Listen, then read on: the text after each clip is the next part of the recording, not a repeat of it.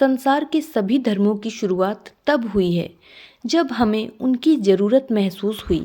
कुछ की शुरुआत परम सत्ता के केंद्र से हुई और कुछ की उसके बाहरी भाग से, परंतु सभी ने धर्मों के ऊपर उठकर दिव्यता को स्पर्श करने का प्रयास किया है। वे जनसाधारण को असलियत की गहराई में डुबकी लगाने के लिए तैयार करते हैं।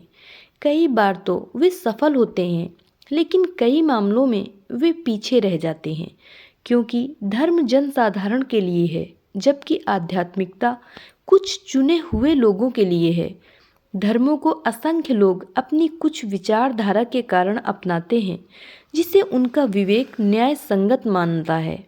अब ये कई शाखाओं में विभाजित हो गए हैं, क्योंकि विभिन्न मानसिकता वाले लोग इन्हें अपना लेते हैं।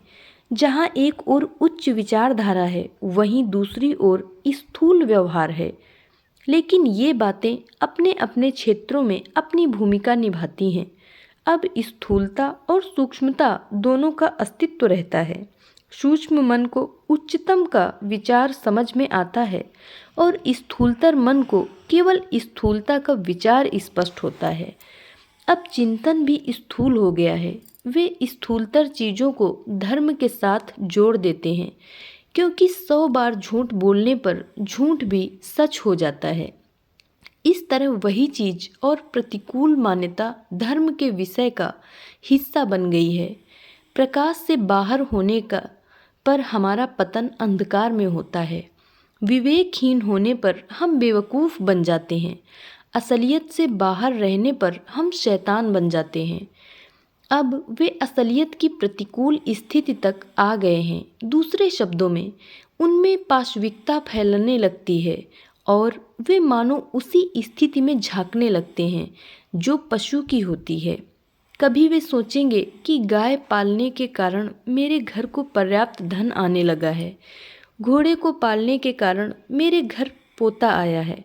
तो इसी तरह के विचार फलते फूलते हैं। ऐसी धारणाओं को लंबे समय तक बरकरार रखने पर ऐसे ही अनेक विचारों को आगे बढ़ने का अवसर मिलता है, जिन्हें हम अंधविश्वास कहते हैं, जो स्वयं दर्शाते हैं कि वे अर्थहीन हैं। लेकिन यह और कुछ नहीं, केवल स्थूल विचारों का ही परिणाम है। जब हम स्थूलता के परिष्कृत पहलू को लेते हैं, तब हम खुद को आध्यात्मिक समझने लगते हैं। यह भी अंधविश्वास ही है। वे स्वयं को वह मानने लगते हैं जो वे नहीं हैं। अगर दूध को शराब में मिला दिया जाए तो वह दूध नहीं रहता। किसी भी धर्म के पुराने हो जाने पर उसमें ऐसी बातें प्रवेश कर जाती हैं और तब संत आकर उसे नया रूप देते हैं। परंतु दुर्भाग्य यह है कि ऐसे संत हर समय नहीं आते, क्योंकि हम उन्हें इस कार्य के लिए पुकारते ही नहीं। हम उन्हें क्यों नहीं पुकारते?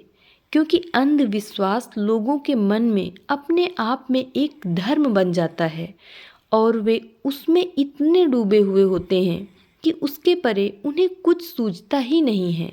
अंधविश्वास के ऊपर जो शक्ति है, वह संतों का आह्वान कर सकती है, और वही वह शक्ति है जो संसार के समग्र जीवन के रूपांतरण के लिए आवश्यक है। बीमारी का इलाज डॉक्टर कर सकता है, परंतु गड़रिया नहीं। वर्तमान समय की पुकार क्या है? और कुछ नहीं बल्कि केंद्र से स्फुटित होने वाली ऊर्जा। या तो वह हमें जला डाले या हमारा आलिंगन कर ले।